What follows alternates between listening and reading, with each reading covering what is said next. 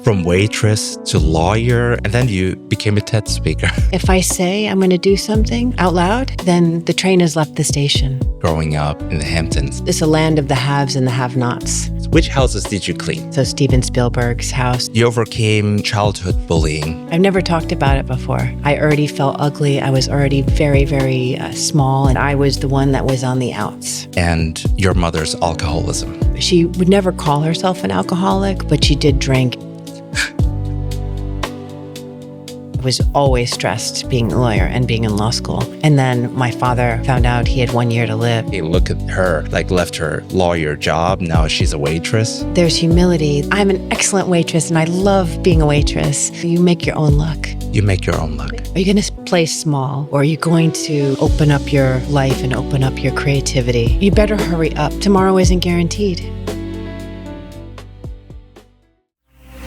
Here's a quick word of appreciation before we go on with the episode.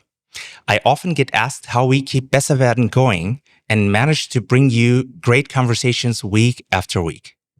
This is only possible because of an amazing core team, many volunteers, and a growing community that believes in impact, transparency, and long-term success beyond individual achievement. We stand on the shoulders of giants. This episode of Besser werden is powered by our main sponsor, Shopware. Shopware is Europe's leading open-source e-commerce platform, helping companies build sustainable and scalable digital businesses. A partner that shares our vision and values. And now, back to the episode. Elizabeth, your life is anything but linear. And I think exactly that makes you very interesting for our podcast. You grew up in the Hamptons, quite a wealthy place to be. But your experience living there was quite different than probably the average person. You weren't a visitor there, you were a local, daughter of a teacher and estate gardener who knew everyone but just lived a different type of life. You've been a waitress, you cleaned houses for Steven Spielberg and others, and you have had an exciting career journey. You've been a TED speaker, TEDx speaker, and you had a massive transformation career shift around 10 years ago. Yeah. In between all these things, you lost your father, your best friend, your mother. You overcame childhood bullying and your mother's alcoholism and many other experiences. So let's focus on your nonlinear life story today. But before all that, Elizabeth, how are you today? I feel really good. I'm happy to be here. Excited that we get to meet in person too. Yeah. It was nice. The way I met you felt very magical. Serendipitous, if you will. Yeah. So we didn't know each other actually, and we just had contact over social media, and ended up having a call to get to know each other. And during this call, we had so many moments of overlaps, and I think one moment was quite sweet where we just took out the same book. Book. You know, I even have it with me today. You do? Yeah.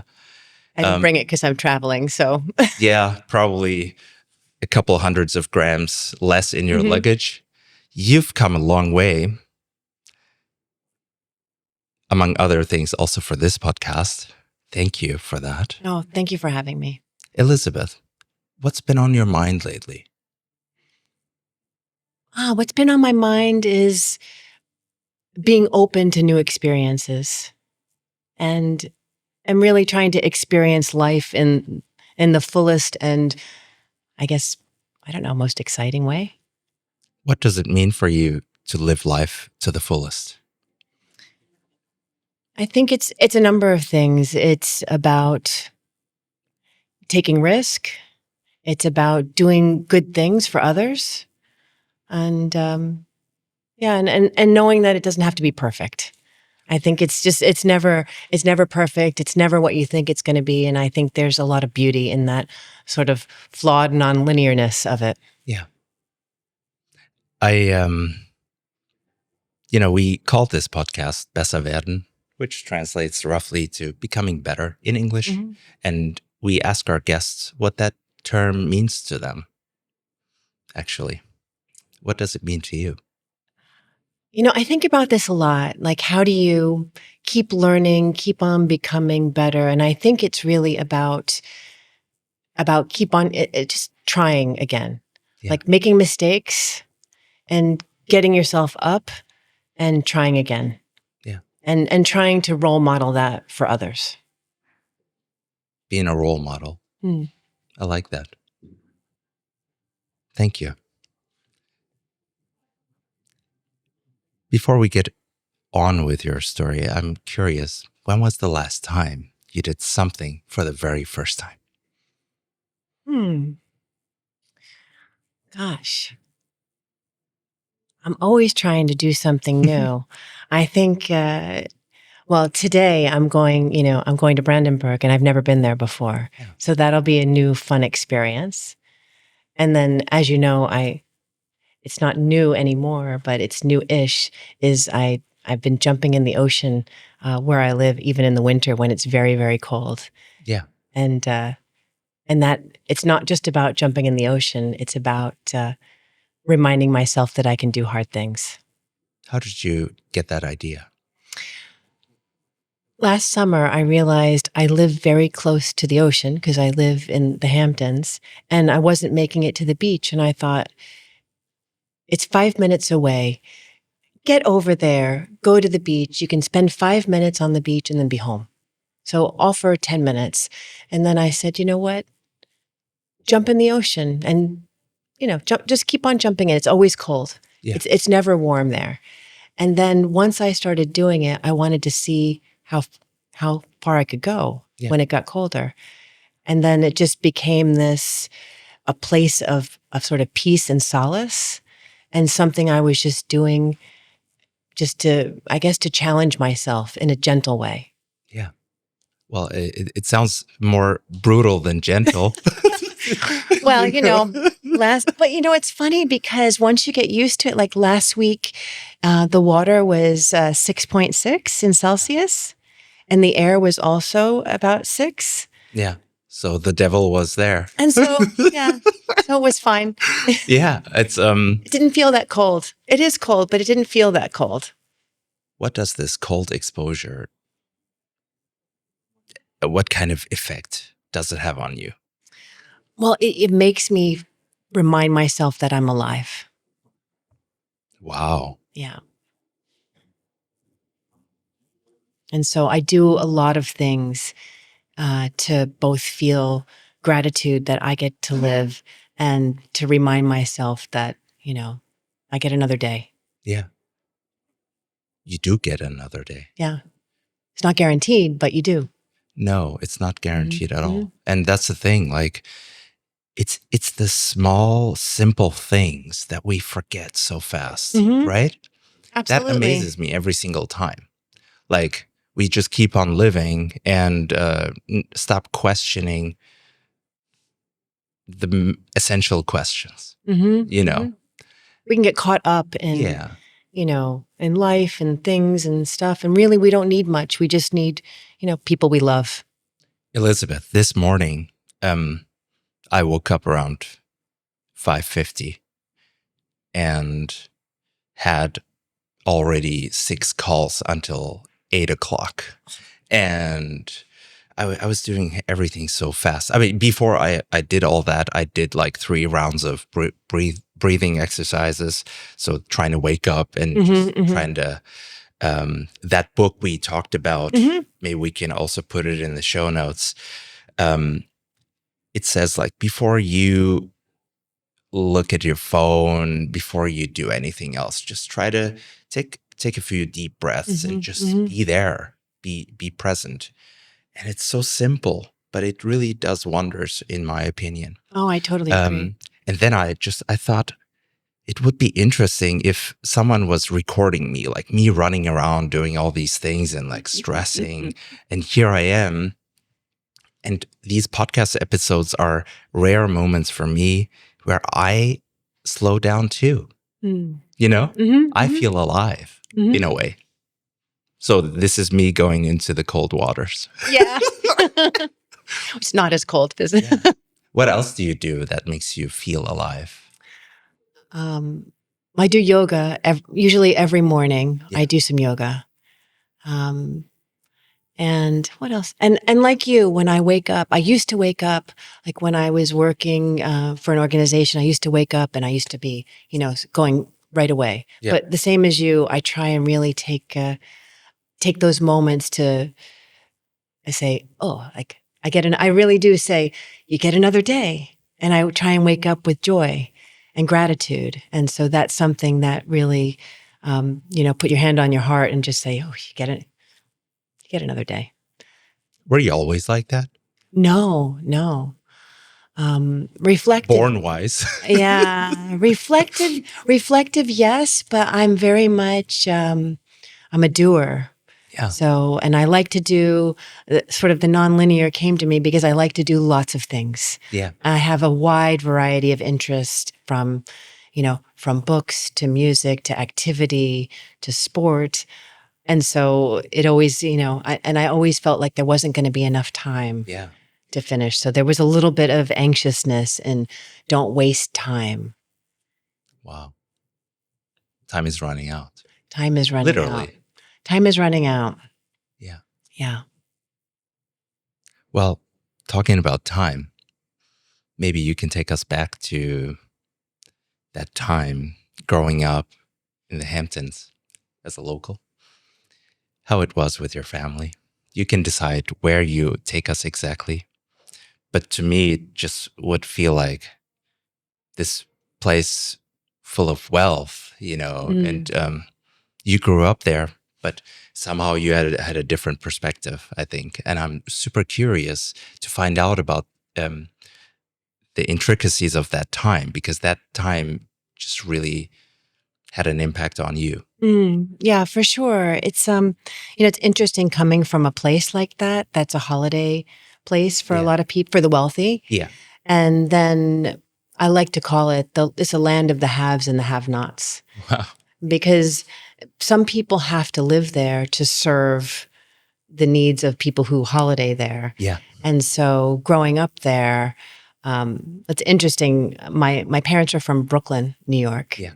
And my father was not interested in working in the city and having a corporate life. His father did some real estate, and he just said, martini lunch is not for me. I want to be a teacher. I want to be a sports coach. And so he moved out to the very end of Long Island, to Montauk, which is the last, they call it the end of the world. So the last place. Wow. And then when he met my mother, he said, it's close to the city. It is not. Montauk is 3 hours from New York City. Yeah. But that's what he wanted to do. So he became a teacher, and my mother moved out there. They got married. And then I'm the oldest of 4 kids. And so growing up there, actually, in a way, it's idyllic because it's beautiful. You have the ocean. You can ride your bike. Yeah. So all the kids, it was before cell phones. So all we were doing is riding bikes and playing sport. And then my father, but to live out there is very expensive. So they did get a house, but my father, he was a teacher. And then also he did coached all the sports he taught 7th and 8th grade math. And he said girls sports because he said girls were better in 7th and 8th grade. So he taught girls sports. And then he was also a volunteer ambulance person and fire person, and tutored people for extra money, tutored kids, and then also became an estate gardener. He had a partner, also a teacher, and they decided a way to make extra money was to be a estate gardener. So they had 3, massive estates on the very exclusive area of the Hamptons by the ocean. Wow. Yeah. It's interesting. There's a book. I should give you the name of the book about. There was an artist that he worked for. There's a banker and an artist. Audrey Flack is her name, and I was reading a book of hers on creativity, and they mentioned my father and his partner. Oh, wow. Because they took care of the gardens, all the flowers and the dahlias, but this meant my mom didn't work, and my father worked a lot, and so. We saw him, but it was in between jobs. Sounds like he was someone you really looked up to. Yeah, I feel like my coaching, part of the work I do is modeled after him. And I think people say we're a lot alike because we both like to do a lot of things. We like to help people and we like to be, busy, I suppose.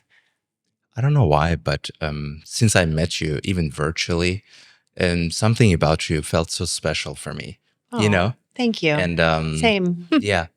And I'm truly happy that you're here. And I just wanted to mention, I already said it in the beginning, but I feel very grateful somehow to also, I'm super curious to find out more about this story. We talked about your father a little bit, a man of many different talent areas, and who was also courageous enough to make that shift in his life. Tell us a little bit about your mom. Yeah, so my mom is a very creative person and a very smart person, and I think that was a little bit difficult because she left a career, and she used to say to me, "Don't get married, travel the world." That's what she did until she met my father, which was unusual in the '60s to travel like that overseas. Yes.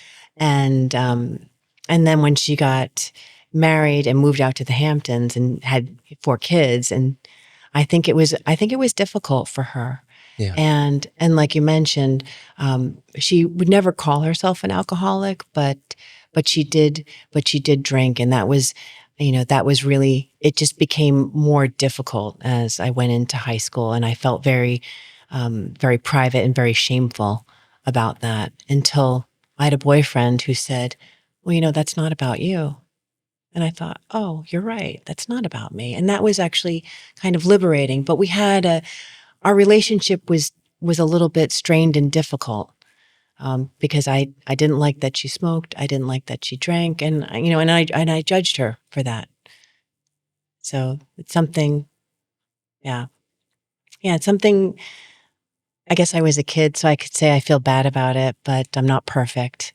But it was really, really difficult.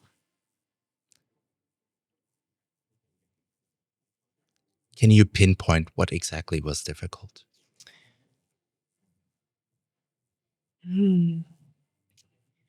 Because those things are rather the tip of the iceberg. Like someone abuses a substance and then certain patterns appear, and that has the impact.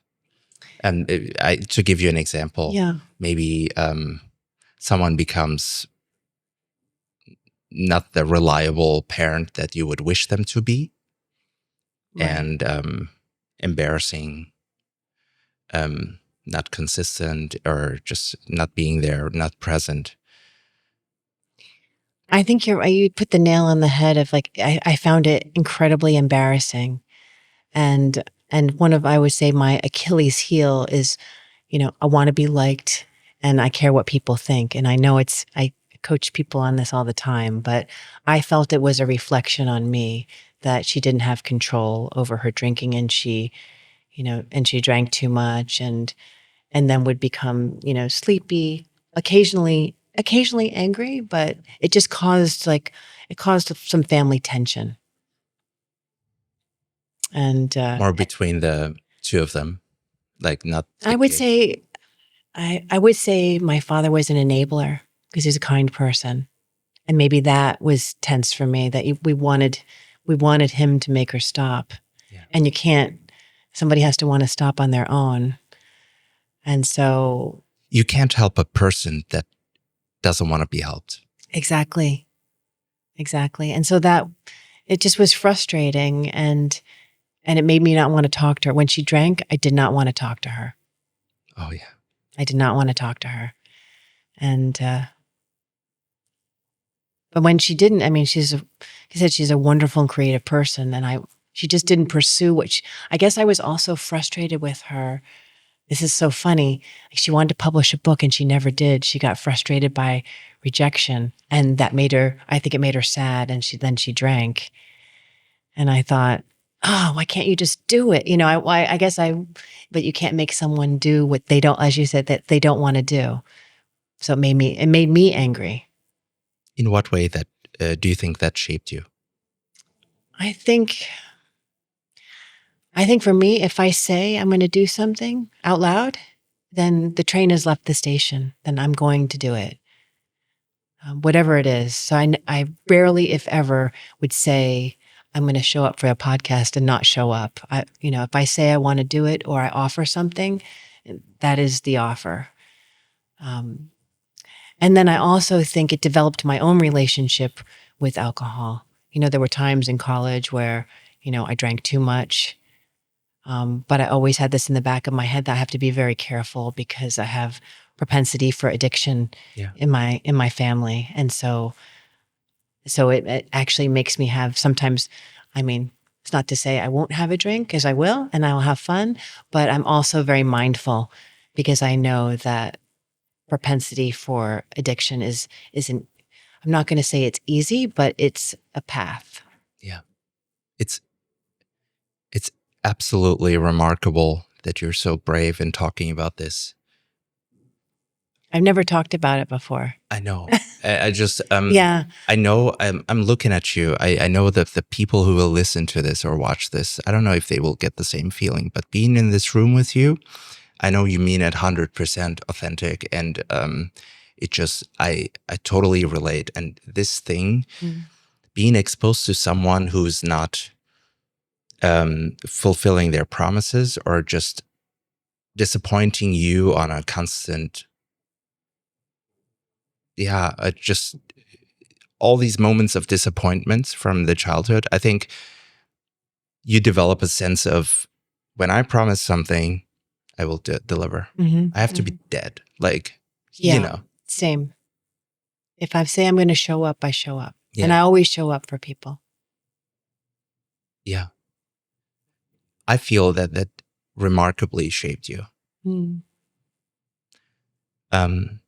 Also, during elementary school, you had some experiences that shaped you, but probably looking back,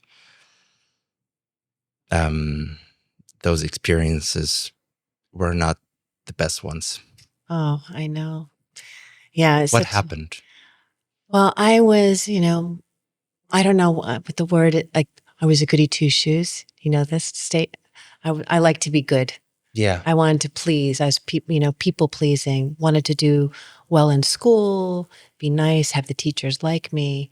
And I think when you're in elementary school, other students do not appreciate that. And so, so I went to a very small Catholic elementary school where there were only 13 people that went through the classes with me, and 5 girls and 2 bullies. And it became like that I was the one that was on the outs. And there's this one story where I talk about in my TEDx that we went to a health class, and the health teacher was going to say, something good about everyone to give us confidence, and went around to everyone in my class and told them they were an attractive person, a nice, smart, attractive, sporty. And when he came to me, he's like, "Oh, you're nice and smart." And I thought, oh God, that's just like, I already felt ugly. I was already very, very small and skinny. And and it was just teased relentlessly. And that health teacher with the good intention Didn't help. It did not help. It did not help at all. And it just made it more difficult. I had someone from an institute Jana in one of the podcasts. Mhm. She is in education, and she's in psychology education and does quite a lot of great stuff for kids. And yeah, she also mentioned many of the teachers are not able to read the room because they're not even trained to do so. Right. So the kids are there exposed to all kinds of things, and each person brings an invisible backpack with them. Those are neurodivergencies or all kinds of things, maybe particularities with their body, outer appearance. It's just this whole topic of bullying is very, very tough. Yeah, I think it's even worse now for kids. Is it? I think, I don't have children, but I think with the cyberbullying, I've seen it. My friend's daughter was, What happened? she was being cyberbullied, I guess, on the whatever the apps they use, and then she wanted to end her life. It's really, really bad, really bad. And she's fine now, and she's a beautiful person. But I think the cyberbullying escalates it. Yeah, because it's like, think about a couple, you mentioned 4 girls, and that's kind of like so mean. They were so mean. I'm sorry. I'm sorry that happened to you. Yeah, thank you. It's funny, in January, I had to go to my hometown, East Hampton, for a funeral of my brother's best friend passed away, and he was a friend of mine. And sometimes it's difficult for me to go back to East Hampton because I worked very hard not to live there because it was so small and everyone knew me, and I just wanted to be elsewhere. And interestingly, it was the funeral of the mother of one of the bullies. And of course, it's been a long time. And she said, "Oh, you can say hello for these 2 other people." Yeah. Also, like the intense bullies. And I said, "Thank you so much. It's good to see you." And I just didn't feel the need to go rehash life with them. But I don't feel bad. I hope they have a happy life. But it was really interesting to go back there, like I said, in January of this year, and go back to, sort of all those memories always come up. Elizabeth, if you could go back to that time and talk to that bullied self of yours, what would you tell her? Oh gosh, I would say that it's going to work out great. And these people, like, this is just going to make you stronger. So just hang in there and don't cry yourself to sleep. Cry a little bit, but then know that this is going to make you a really strong person. And you're actually going to help people. I feel like there are 2 paths that one can take after having such an experience. Either you become yet another bully yourself, or you choose the path, hey, I didn't get the help I needed back then, at least I felt like it. I want to help other people. Mm-hmm. Yeah. And use my voice when I can. Yeah. And then you mentioned one day a girl from the Dominican Republic, that's named right, Provi, appeared at your doorstep. Yeah. What happened there? Yeah, I know. It's so crazy. Yeah, it's so Providencia is from the Dominican Republic. My uncle Michael is a priest, or was a priest. He's passed, a Jesuit priest. And he used to go to the Dominican Republic to practice his Spanish. And one time he came back with this girl, Providencia, to live with us for the school year. How old was she? She was, let's see, I was a second year in high school. So I was 15, maybe 14 going on 15, or maybe 15 going on 16. How do you bring a girl with you? I don't know. I don't know how he did it. Sounds a little illegal to me. Yeah, I know. In hindsight, I don't think you can do it. It wasn't a formal program. Oh, okay. There's no formal program. She came from a tiny town called Licey al Medio. I don't know the town, but Yeah. it's not, it's not a big city. It's a small town in Dominican Republic. And I guess it was to benefit her. So if she could learn, she could learn English, she would get a better job and have a better life in the Dominican Republic. Okay. And so, but I had my own room. My sisters shared a room. My brother had his own room, and I had my own room. And then when Pravi came, she and I had to share a room. And they said, and you help her make friends. And I thought, oh, I'm in high school and I don't have very many friends. I was very, very shy, which is funny now because people never believe me, but I was extremely shy. From being bullied, I just became even more introverted and shy. And I thought, how am I going to make friends for her when I can't even make friends for myself? And so it was a pivotal moment because it forced me to start pretending I wasn't shy. Wow. And I was the type of person. How do you pretend not to be shy? I think I must have just self-talked myself into not being shy. Okay. Because I would walk down the halls and I would feel people were judging me, and it's just very uncomfortable. And I had to just say, I just had to pretend I didn't feel like that. Like Barney from what was it? How I Met Your Mother or something. Like when I'm sad, I'd stop being sad and be awesome instead. Something like that, I guess. And then I started making some friends, and I should have helped Pravi more. I didn't help her enough. I didn't like having her in my room. It was very, How did you treat her? Oh, it's like, I actually feel really bad about it. I just could have been a better friend. I think I left her more on her own, and I should have helped her more.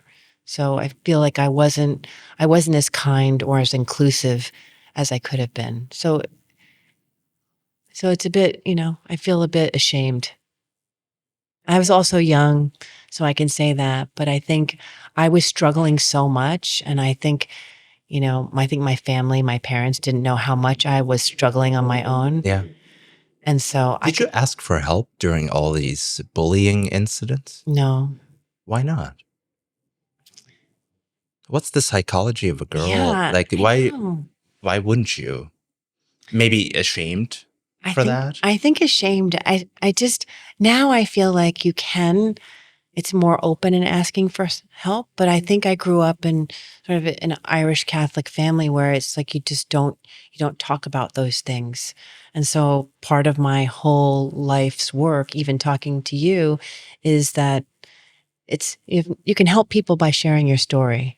So don't keep it all inside. I very much used to keep it all inside. Yeah. I ask especially because if my kids would ever need help, I would hope that they would reach out to me. And I ask myself, how do I build that trust? Mm-hmm. How do I build that environment where they feel like you can tell dad anything? I bet you do. I'm bet you trying. do. Yeah. I mean, my sister, my nephew is 14, and I'm his godmother. I mean, I love this kid. And the fact that he will also tell me things and ask for help, I feel like, I feel like we live in a culture that maybe it's normal. Back then, if I had told my parents and they had gone to the school, I would have been bullied even more. Yeah. I would have escalated it. So it just wasn't worth it. But they thought I had friends, and I did not have very many friends. How many friends did you have? Back then, I think I had, I started with maybe 2, but they wasn't really good friends. I had friends. Why not? I think there were friends that I had lunch with in high school, and I had other friends. I had other friends outside of school. I've always had, I guess, alternative friends, like friends from childhood, or don't live here, or someone lived across the street, but not, I didn't have friends in my class. Yeah. Until probably came into my life. And then I thought, okay, you better get yourself some friends. And I did. And that really, we did, in the end, we did become friends. So I have to say that we did kind of work through our challenges and differences. And I was sad. I was sad when she left because I had wasted an opportunity to learn better Spanish and become her friend. I wasted the opportunity. Sometimes even strong relationships have a shaky beginning. Mm-hmm. I don't know if many of our followers know that, but I was in the Turkish military. And just, you have to do conscription service, like military service. If you're a man above 18 years old, I studied, so you do it a little bit later and under different conditions. So in total, you're looking at 6 months of service. And, coming from an academic family, I was living in this bubble pretty much. Like there was a prototype of a person, quite a bit of privilege, so to speak, in comparison to what you would see in the rest of Anatolia, like in this region, and then I was exposed to, like, my first day at the military where I served. It was interesting because, like, you have to imagine there's this big room full of men, like 200 people, and just like some of them are obviously feeling themselves very powerful. Like after a certain hour in the evening, you're just left alone with these guys. Like, there's no supervision, obviously. And on the first day, I was quite a, muscular guy, very kind as always, but it's just, they might have thought maybe I'm a threat or something. So I had quite a bit of people approach me and just like trying to show some power, just trying to intimidate me and stuff. And I was just like, kind of like not really reacting, just trying to figure out where I am. First of all, it's a very big shock, because 2 weeks before that, I was doing some European Union project in Europe, like traveling across Europe, meeting all kinds of people. And then like this exposure to very different types of people at the beginning was quite difficult for me. And I was like, there are these bunk beds, like 80 centimeters or something. I climbed up to my bunk bed, the upper one, and looked at this pillowcase, and it was so yellow and disgusting. So I took out my shirt and just put it on it and just put my head down and slept. I slept beautifully for that night, but like that was the beginning. And I had every now and then, because I have a very strong sense of justice, I would have confrontation with the guys who felt in charge of everything. And in one confrontation, I stood up for someone, like a disabled young boy, and they were using him as a T-boy, just making him work like a slave, pretty much. Some other, like bullying him, pretty much. Yeah, for sure. And I stood up for him. I said, "Stop that! That's just wrong. Like, get your tea yourself." And I was thinking, like, as I said that, I was like, "Ooh, what's going to happen now?" Yeah. So there was some physical confrontation with these guys, and I later found out they were actually running the cafeteria where the food was served. So I didn't get food for some days. Like, it's like, but then I would call my mom and just be like, "Mom, it's so great here. I'm having the best time of my life." Best time. But at the end, after a couple of months, I made friends with all these people because they saw they could put me, they could put me in a place like Efe is someone who would just, like those are his values, and and then they get familiar with it. And after a while, you develop a harmonious relationship with even such people. And I'm very grateful for this experience, actually, because it taught me a lot. I bet. Don't things. just judge so fast, because sometimes a relationship might start on terrible grounds, and then it just develops into the right direction. No, it's true. You can't judge a book by its cover, right? Yeah. They say. Oh, yeah. I just realized I never told that story, but It's a great story. Moving on to your career, Yeah. Elizabeth. You were, I mean, like you had so many that we talked about this nonlinear path. Yes. From waitress to lawyer and then coach. I mean, am I right? Yeah, there's a few more in between there. I was a banker. I was a recruiter. Banker also. Yeah. Wow. Just for 6 months, I really didn't like it. Yeah. Yeah. Start with a waitress job. That's interesting for me. I know. Well, actually, the waitress job was the way I paid for college. Crazy. Yeah. College is expensive in the States. Right? Yeah. Well, I mean, I was lucky. Because I was the first daughter, like my parents went to commuter college. They went to college, but they lived at home and drove because they didn't have money. And so I was going to go away for college, and lucky to have the good fortune to be able to go, but also to go to a school. I had a couple of choices for price because it's expensive. But I knew in the summer living in the Hamptons that if I worked really hard waitressing, then I could make money for college. So my first job, though, as a waitress, it was funny.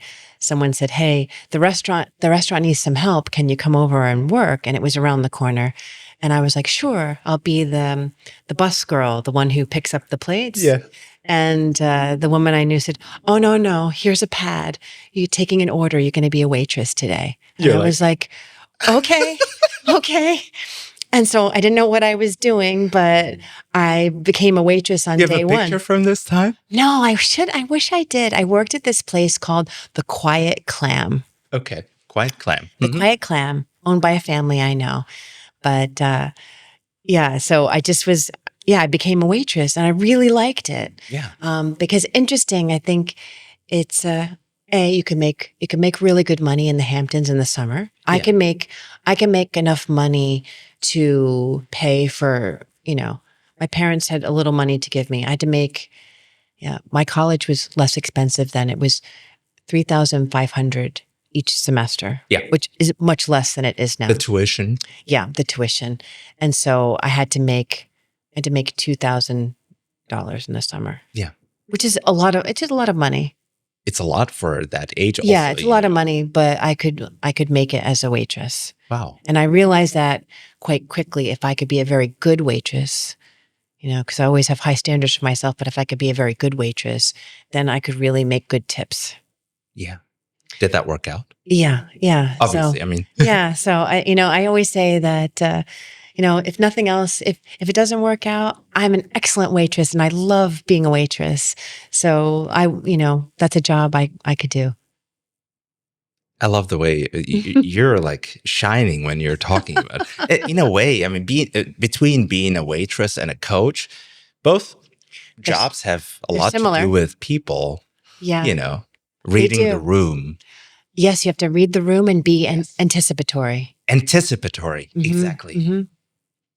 Yeah, and the beauty of it, I got the opportunity a few years ago to start working with the hospitality group. Yeah, and I think it's interesting because I know the work. I'm not a chef, but I know what goes on. I know what goes on. Yeah. I know the language. I know, I know I was front of the house. Yeah. So, my husband and I owned a catering business and I was the front and he was the back. Yeah.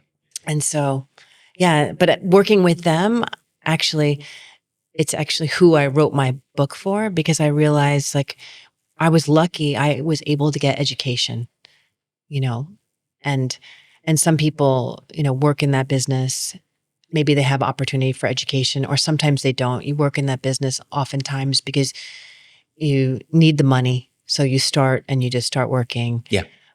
You start working and you make a life. Yeah. But I feel like everyone deserves information. Everyone is a leader.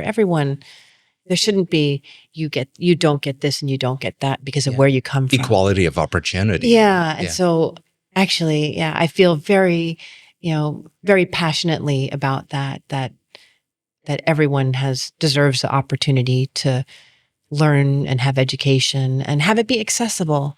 Yeah. Like, have it be like I always say when I'm working, I'm very down to earth. Yes, I have education, but also like I'm just human.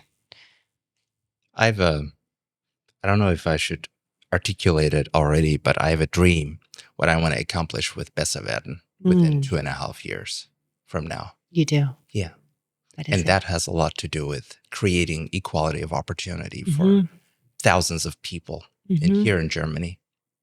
And because just like you, I have seen what it did with me. First and foremost, to learn how to learn, to have that privilege, and then to see what that did with me as a person. And even now, I'm truly grateful for even the bad experiences I had, because they shaped me. And then just like you told us a little bit about you creating this, excellence in being a waitress, you created your own luck.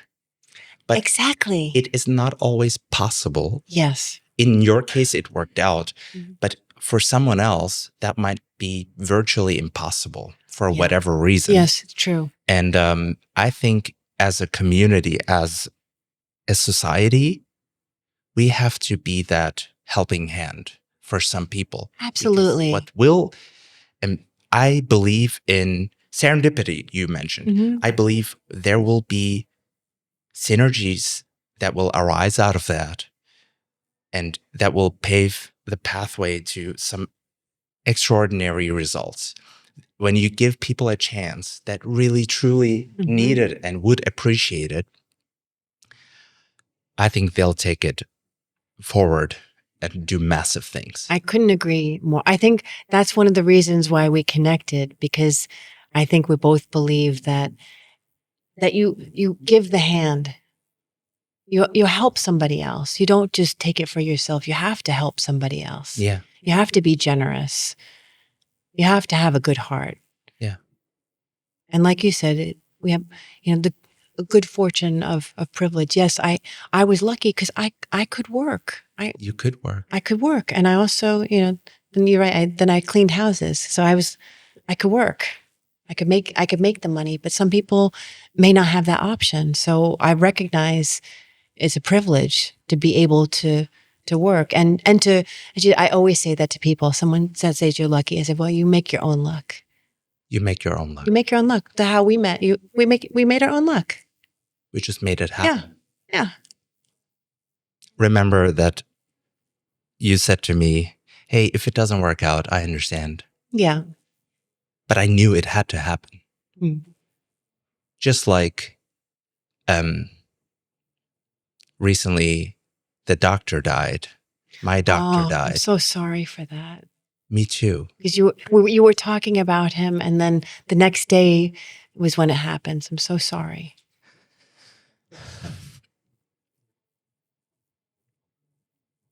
Yeah.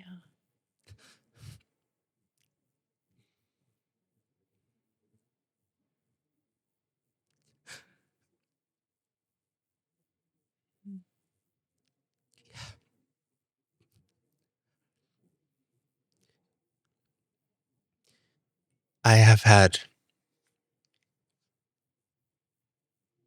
my wife Nora was on business trips for about, a couple weeks. I had the kids alone, which is for me a massive time. I really love it because you get to be the main person in their world, just do, and it's also a great break for me, just not over focusing on work and just being there for my kids fully. I tell my colleagues and my partners, everyone, hey, the next 2 weeks, I'll be a little bit less present here at work. And so I had the kids 3 weekends in a row, and I would write the Besser werden Weekender, the newsletter that I write myself every weekend. And usually I write it not in advance, but just when the inspiration comes, right? And sometimes the inspiration comes on that day or whatever, for whatever reason. And as I was writing the story with the doctor, like Marcus Dahlke, I was thinking,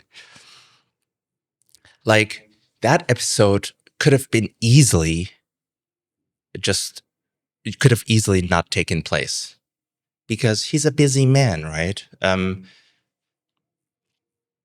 the day when I got operated, out of the blue, I asked him, like, hey, do you want to come to the podcast? Because he seemed very interested as I told him about it.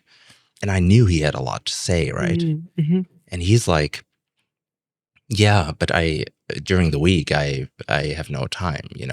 I have my patients. And I was thinking, okay, if that's going to be the case, we will probably have to wait 3 months, 4 months. And that would have meant he would have been dead by now, And I just said to him, you want to do it tomorrow? And he's like, I could do it in the afternoon. And just like, I just mobilized everyone within a matter of 1 hour. That's your magic. I was literally waiting to get operated. I'm just writing to the team, and everyone's like, for some reason, no one questioned it. Everyone is like, yeah, we'll do it. Like, we didn't have a venue, we found a venue. We didn't have this, we didn't have that. I'm like, it doesn't matter. Like, don't focus on what you don't have. It will work out. I didn't focus on the how.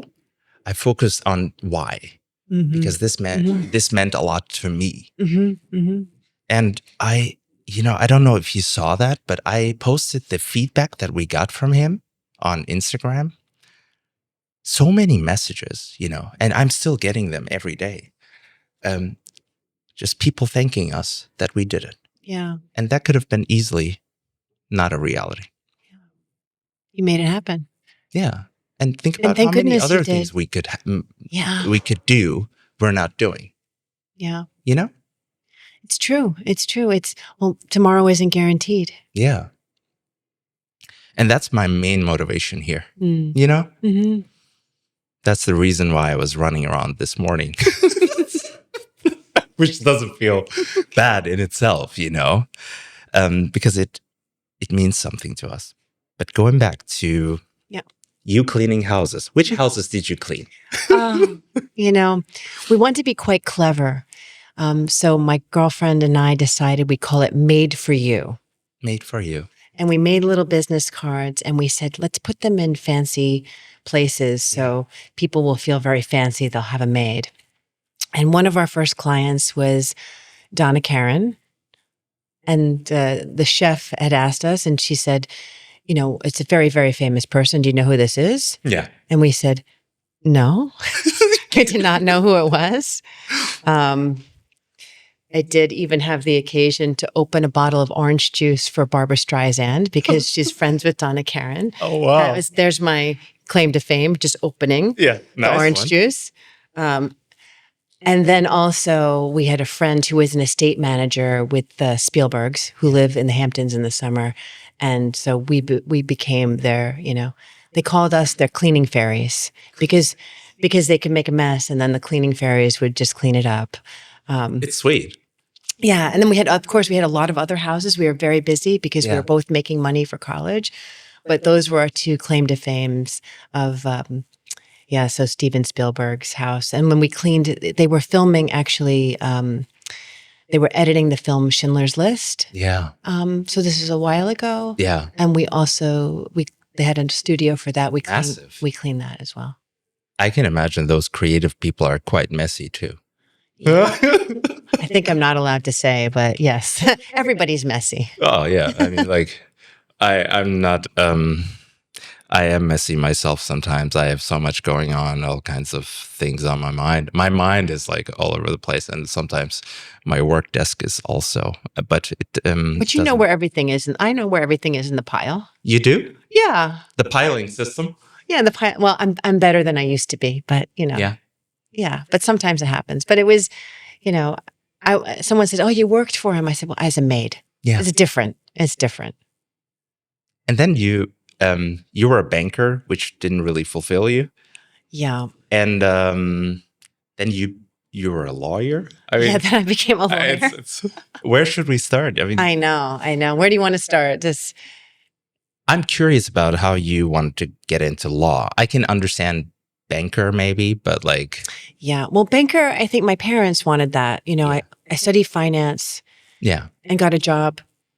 And I realized on day one it was not for me. I'm not. That's why I almost went to the military, and I realized being, really formalized wasn't for me, even though military would pay for college. So it was very Yeah. tempting. Yeah. But then I got a job as I wouldn't call it a banker. I was doing analyst work. So yeah, analyst. Maybe Yeah. I said it wrong. yeah, no, I Sorry. think I said it's banker, Yeah, but yeah. analyst. But I'm not very good at spreadsheets. I don't think like that. So I was Yeah. I was bad at the job, and I didn't like the job, and I felt out of place. A lot of people there. That's why I feel passionately about education. A lot of people had, Ivy League education, Okay. and I did not. And I really felt You were just in the wrong place. yeah, I felt stupid.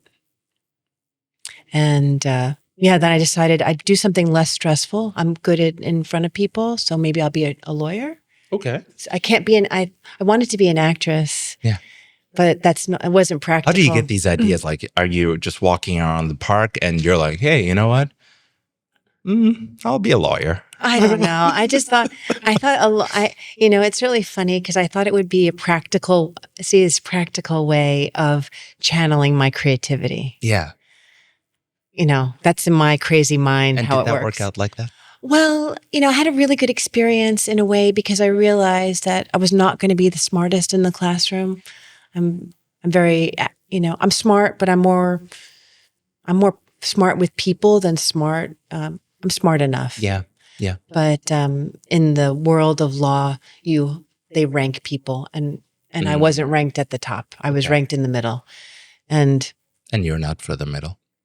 Well, that you can't get certain jobs in the middle. Okay. It's just you just can't. And so, but I decided let me do what I like, and I moved to the state of New Mexico. Okay. And I volunteered out there to do environmental law. And I loved living out there. And I met a woman who took me rock climbing, who became one of my very, dear best friends. And so I thought, I'm going to live out here, do my last year of law school and climb mountains. Wow. And that's what I did. So yeah, I had these friends and they would say, what mountain should we take Elizabeth on? Because we know she's going to say yes. Yeah. And so, and actually it was my friend Carolyn is another great coach and teacher because if she asked me to go on a climb with her, I thought, well, if she believes I can do it, then I can do it. You had yes energy. Yeah, exactly. Yeah. So they knew I would say yes, but I also knew her belief in me. And so, so then I was a trial lawyer. Yeah. Which is not all exciting. It's a lot of like writing and documents. Yeah. And very, very stressful. I thought being extremely stressed was a way of being successful. No, just energetically. I was always stressed being a lawyer and being in law school. And then my father found out he had 1 year to live. And I thought, oh, yeah, I said, I can't not be there. I'm not going to be able to work and miss the last year of his life. See, I think did my mom call me? Maybe my mom called me. I don't think my dad, I think it was obviously very upset. And so she let me know that the doctors had given him just 1 year.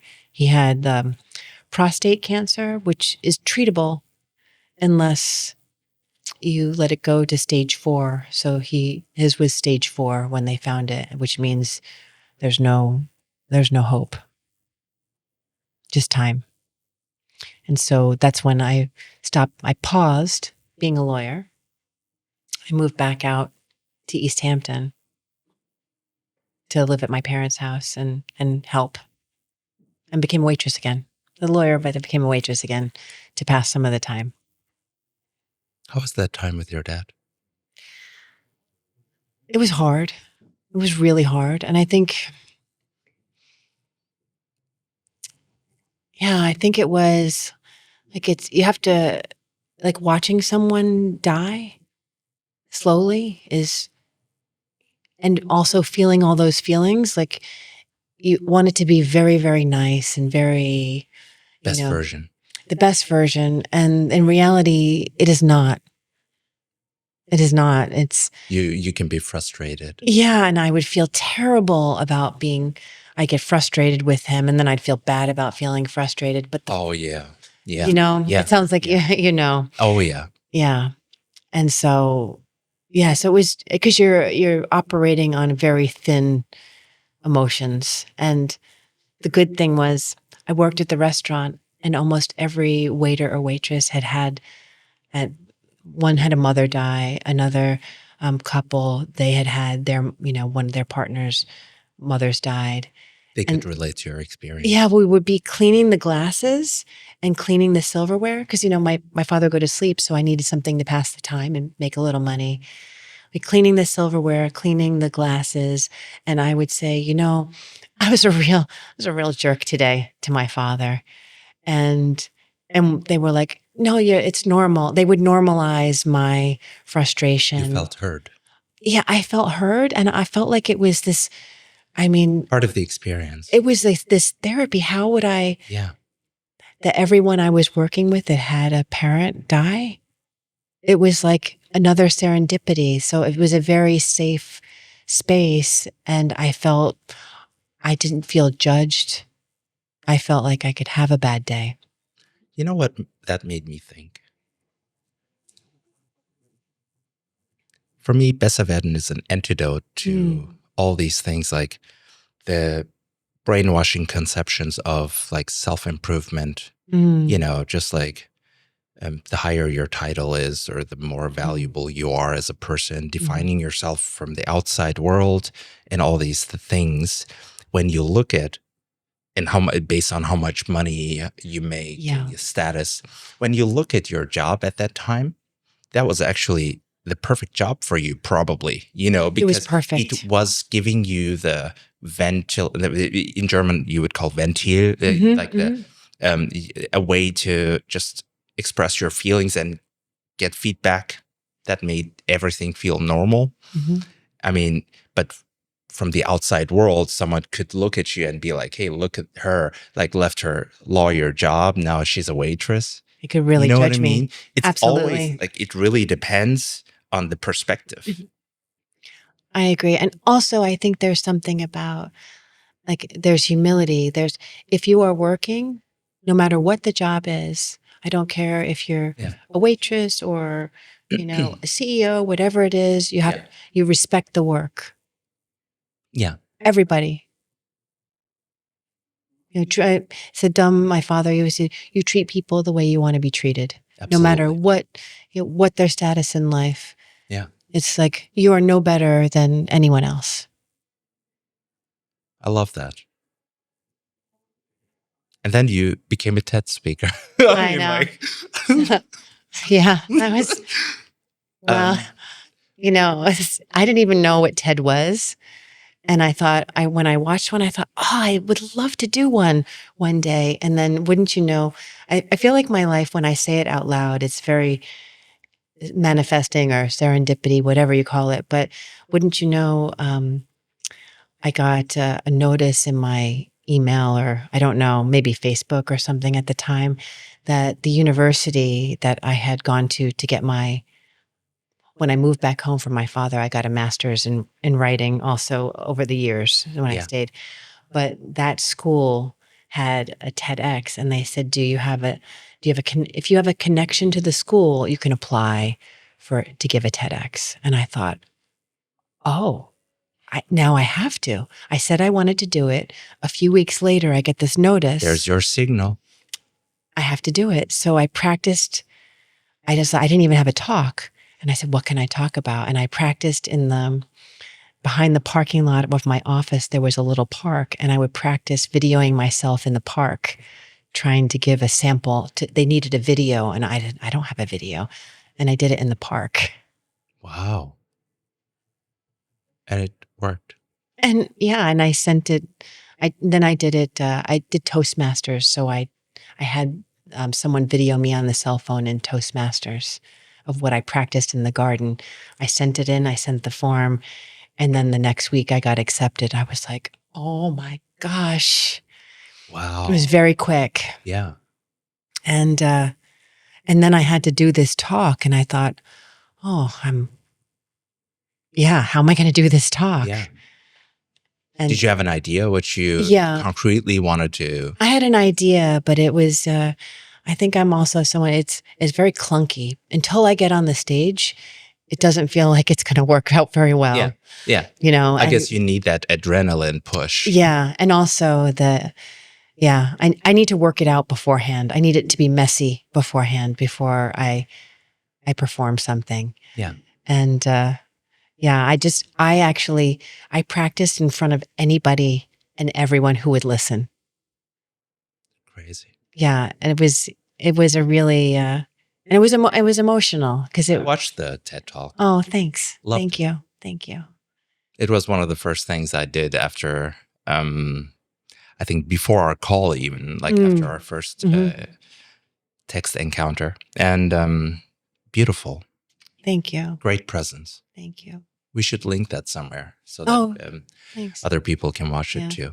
It's funny when I've listened to it since, and actually, I hear my voice crack, and it usually makes me cry when I listen to it. It was goes back. You go back to the feeling moment.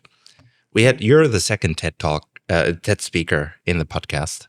Farsin was also talking about. Yeah, he was a TED speaker. What a story he has! Oh my goodness. Yeah, that session was about the kids center he created. It's very inspiring too. Yeah, very inspiring guy.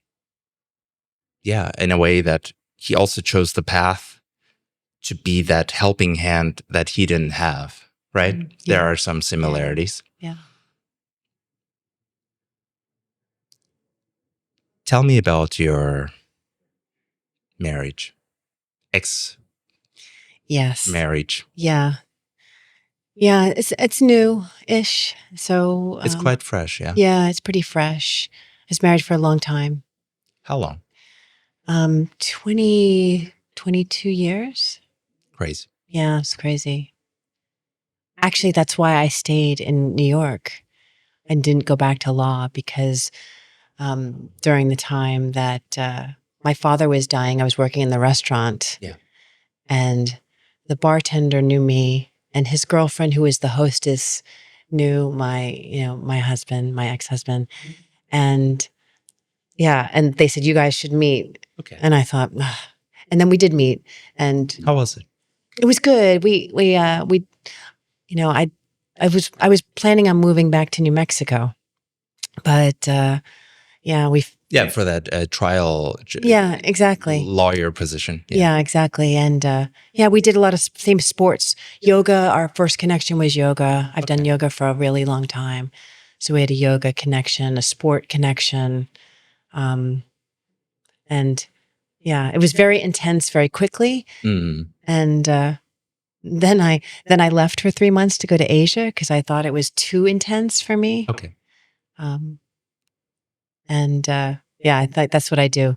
I travel by myself because I think it makes me come back to myself. You can only be you when you're traveling alone, and that's why I love it.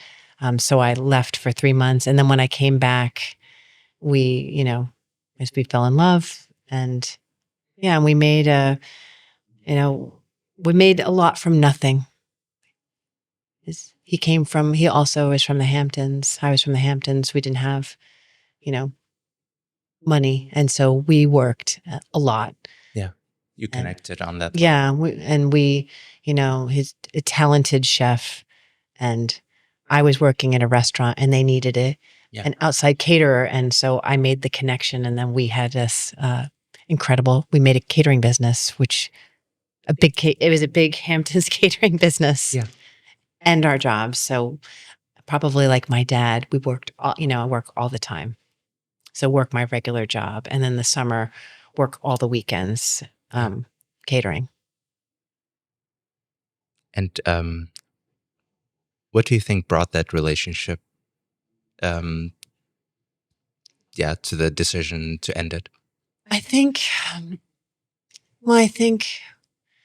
we grew especially after I became a coach. Yeah. Which is like 10 years. I think this was really where I found like myself, my passion, what I'm meant to do. Yeah.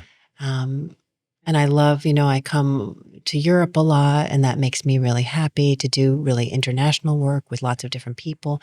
And then I felt like we had a misaligned future. I felt like what we wanted was different. And I think, at any age, but at my age, where I'm going in my life, so it wasn't traumatic, but to end something that you've been with someone for 26 years is a bit intense and dramatic, I think. But it's I so was interconnected, right? Yeah. After so many years. Yeah, there's a lot of unraveling to do. Yeah, unraveling. Yeah. That's right. But then also, I get this incredible, in a way, it's like, I call it it's like a beautiful chapter. And now I'm in a different chapter. You had an epiphany in Berlin. I did. Want to tell us about? I think in Berlin, and my sister lives here, but she wasn't here in December. I think that like Berlin is a place where I don't know. I just I feel connected to the city in some way. I don't feel judged. I feel like I can be as weird or as not weird as I want to be, and nobody cares. And I think I felt like that I wasn't, I wasn't getting that in my life. And once I realized that I could see different things, I could be who I wanted to be, I could do what I wanted to do. Like, even though I always do what I want to do, I'm very independent. Yeah. So I was with someone that I could be very independent, and that wasn't a problem. But I think I just got to a point where I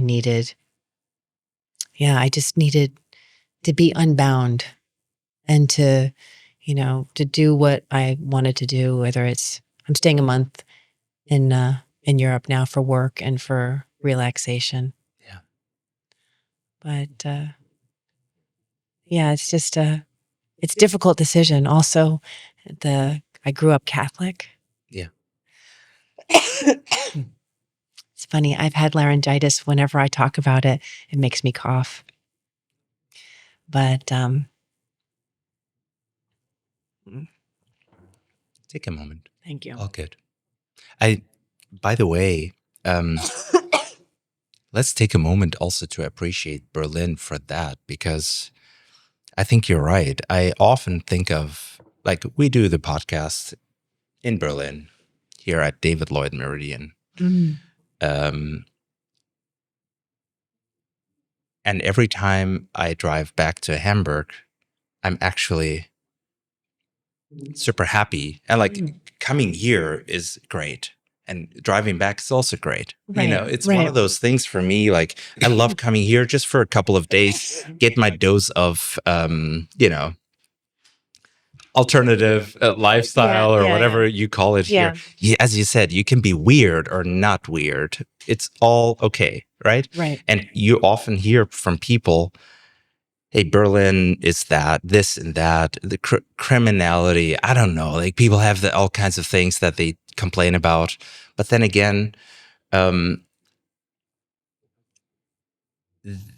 sometimes I guess you can't have everything at once. There's a price to pay for having that acceptance that you have all kinds of colors and all kinds of multitude of cliques in this society that makes it so colorful and accepting. Exactly.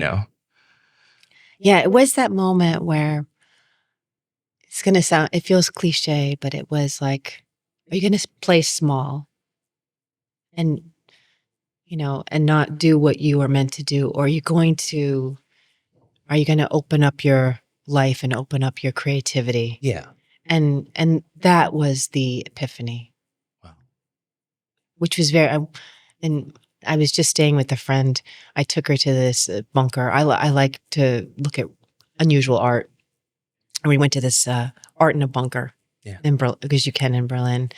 And yeah, and that's not something that my partner really understood, I think. That I could be excited about weird art in a bunker. And that, believe it or not, that I was searching for clarity, and that the bunker was my clarity. Which is funny. It's a little funny, but not funny, because it was this, was a visceral, I just felt it in my body, and that I had my clarity. And then, as I told you, once I make a decision, or once I say something, then There's no going back. There's no going back. Yeah. I like that. My parents divorced a couple of years ago. Mm. For me, that's a great thing because, growing up, I always saw them fight with each other. They're always this like kind of stressful environment at home. And I said this maybe once in an early, at the beginning of the podcast to one of the guests, just like, they waited for a long time. And I remember my mom would say some things like exactly what you described, like having that artistic side of you not being acknowledged or heard or seen. Or appreciated. Or just even accepted, like this is how you work. And that's what gives you this kick of feeling alive. Mm-hmm. And if you have someone who doesn't appreciate that energy, or doesn't, it's not even negative, like they don't see it the way you do. And that makes all the difference sometimes. Yeah. And I love something I read in a book. No one is crazy. I think I read that in a negotiation book written by an FBI hostage negotiator. Oh, I love that book. Chris Voss. Never split the difference. Difference. And he says, I love it. I know. This is probably the seventh book that we have in common. I know. Okay, but he says like, no one is crazy. Yeah. And talking to these terrorists taking hostages and threatening to kill them, he would actually try to put himself in their shoes and just really try to understand what they're thinking. And their logical, like whatever they're thinking, they're not crazy. So what are they thinking about right now? I found that very impressive because also people have different ways to get to their feeling alive moment. Doesn't mean anything crazy about them. It's just everyone is different. No, it's so true. And, also for me, I don't know if that's a meaningful connection, but I made that connection. Yeah, no, I think, I agree with that. And, it also makes me think another part of it for me was my parents died pretty young, both of them 63 and 65. And I thought, actually, it's a little morbid. I used to think, you better hurry up because you don't have much time, Wow. Because a lot of, friends, I told you my best friend passed away at 33. My parents died. Another friend died in January. Yeah. So I was really, I'm a healthy person, but I thought, you better hurry up. Oh, right. You better hurry up. And then I thought, actually, it was only about 6 months ago that I thought, you know what? I don't want that to be my story. That I only have X amount of time to live. I think it causes me, to be worried and anxious, and I thought, what do I know? I could live till 100. I don't know. I mean, we don't know. So I stopped. I stopped that narrative, and yet I made a decision to say, this is the next chapter of your life. Yeah. So. But it also I realized that was not a healthy story to think you're going to die very soon. It can still be a motivator. Yeah. Yeah, it can still be a motivator. But I think, well, maybe as a positive person, I think you never know. It could be tomorrow, it could be 10 years, 20 years, 30 years. We don't know. But I want to live a life of open-heartedness and not worried that I have to get it all in because tomorrow I might not have tomorrow. I think the sort of the do the best you can today. Yeah. We're both entrepreneurs, right? Mm-hmm. And for me, the way you go about your life dealing with fear is very important as an entrepreneur. Yeah, for sure. How you take risks and how you see risks. Because every time I feel kind of overwhelmed or I feel like I'm taking so much risk, is that too much perhaps? I remind myself the biggest risk we're taking is being alive anyway, because it's all pretty much like, it's going to end, and it's going to end in a way that you have no idea most of the cases. So it's guaranteed. Like, it's guaranteed to end, right? So you're guaranteed if you call it losing, like, yeah, you're guaranteed to lose. So that's the worst case scenario, which will happen anyway. And why not just go for it? And don't let myself be taken over by my fears. And just look fear in the eye and walk towards it. And just realize, oh, okay, like you depict it as this big thing, and the more you walk towards it, it gets smaller and smaller. And you're like, I was afraid of you? Exactly. I know. Take the step. Yeah, take the step. Take the step. Don't think about the why. Don't think about the how. Yeah. I think that's where probably you two do, where I do and you do the best work, where it's like, okay, I'm just going to do it. Yeah. I'm just going to do it. And if it doesn't work out, and something my father said to me, he's like, Elizabeth, not everything is going to work out. You're going to try something and it's not going to work out. But what you need to do is you just need to get up and try again. And that resilience, that resilient nature I know you have as well, like that's it, that allows you to to fail, to screw up. And also I think we were talking about role models earlier, to model that you can, it doesn't have to be perfect, right? Yeah. That you can mess it up and then, and admit it's like, I messed that up. Yeah. And try again. It's okay. It's okay. Yeah. And yeah, there's a lot of freedom in admitting that as a friend, I told you the latest book that I'm writing, or it's finished and it's being published. It's called Refreshingly Flawed, because it's beautiful title. Yeah. Cause it's like, it's just not perfect. I'm not perfect. How I answer isn't perfect. What we do isn't perfect. And like you said, no one's rooting for you to fail, I hope. Even if they are, you know what? They don't know better. That's right. I think there are people that will think like that. Yeah. But it's actually negative energy they're inflicting upon themselves. Exactly. And I feel sorry for them. Yeah. And I want to help those people too. Where I've come, I'm working on this a lot. We've talked about, jealousy, envy, and all these feelings.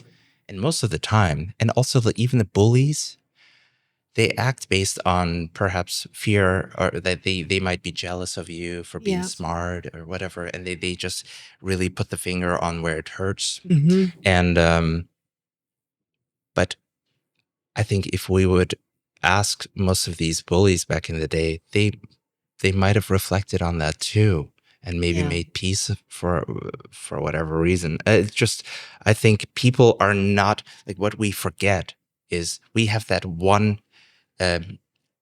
point in history where a certain incident happened, and we think, that's the reality. But those people moved on. That's right. And you moved on. And so right. that is done now. You know what I mean? It's true. I didn't want to see them in January necessarily, but I don't harbor ill feelings. No, I mean, I would have you said decide hello. which energy you expose yourself Exactly. to because you have limited amount of energy, Exactly. right? Yeah. At Yeah. least I think. No, I think it's like, who are you giving your energy to? That doesn't mean that you're acting based on a grudge. Rather, you're choosing your Discernment. Yeah, exactly. It's that's all about it. For some time, I also forced myself to, I'm a person, I like to walk towards the fear. It's also like whoever hurt me, I would try to reestablish connection and just try to fix it. And just at some point, I thought like, no, just let it be. Who are you trying to fix, or why are you trying to prove something? Yeah. Just let it be. Yeah. It's you made hard. peace, then it means you can also move on, right? Yeah, for sure. I have a feeling you answered one of them, but I ask each one of my guests 4 questions and try to figure out what kind of patterns emerge over the hopefully several hundred talks across months of Besser werden. What's the best piece of advice you've ever received? And why did it matter to you? Well, I think I said that with my dad. Yeah, because I think resilience is like at the core of who I am. Yeah. And so that was the best piece of advice. I love it. Yeah. That's what I meant. Like you already answered that, and I really love it. It's I had that with Christian Dawson, another English episode, another episode we recorded at MSP Global at a conference for managed server providers, where I am moderating a stage each year. And I talked to someone called Christian Dawson, and he's a very prominent figure in this whole industry of internet. And he went back to his childhood just while we were talking and could reference something that his dad said as he was 7 years old. Don't let your fears control your life. Oh, I love that. He could just cite it like right away. I'm like, Yeah. you went back to, I don't know how old he is exactly, but like probably 40, 50 years, like 40 years. And you could think of this particular moment with that person. It's beautiful. You know what I mean? Truly. And I think I could probably guess the answer to this question, but I will ask it anyway. Is there something in your life that you strongly regret? And if so, why?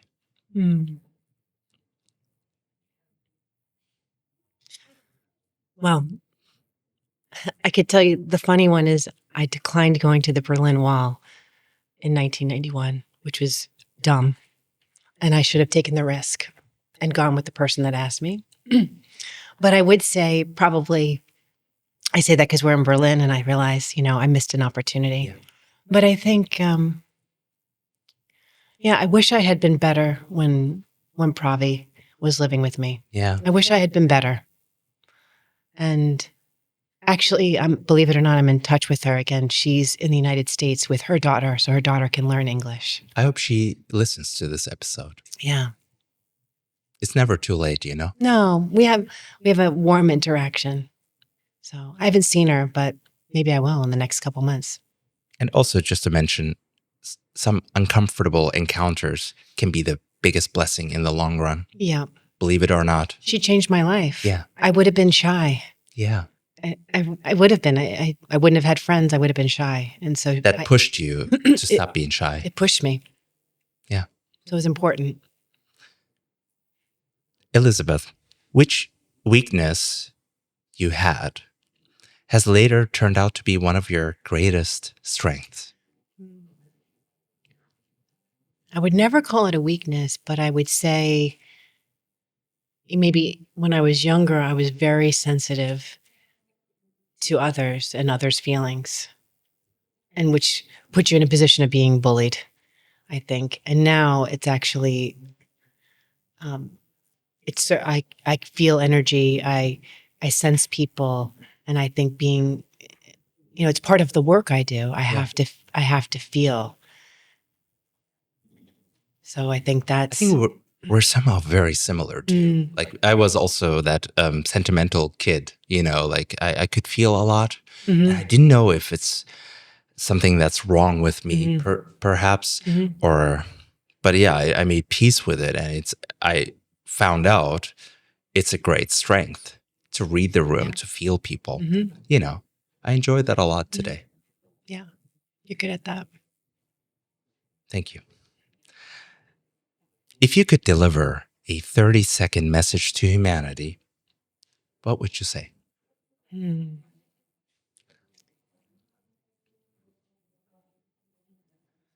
think I would say, whatever goodness you have in your life, make sure you also give something to someone else and bring them along.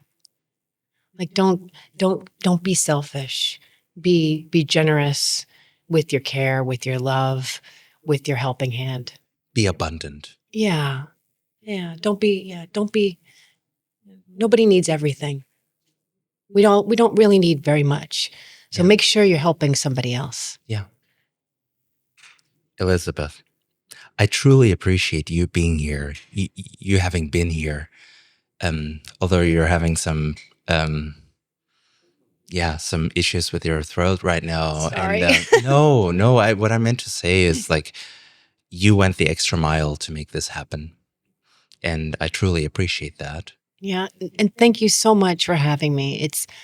I feel honored to be on your podcast. Truly. It's my absolute pleasure. And to meet you as well. The pleasure is ours. I'm truly excited to follow your journey. And as I said, I hope some other people will also get to listen to this podcast and get the same inspiration that I got today, or maybe more.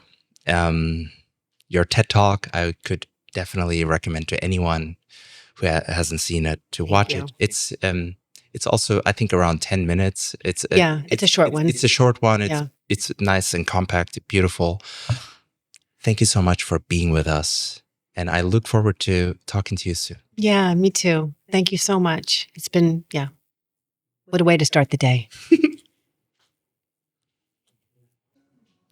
Wenn du Teil unserer unumkehrbaren Bewegung sein willst, tu mir einen Gefallen. Abonniere diesen Podcast. Und wenn du jemandem dabei helfen willst, Erfolg neu zu definieren und glücklicher zu sein, dann erzähle ihm von Besser werden.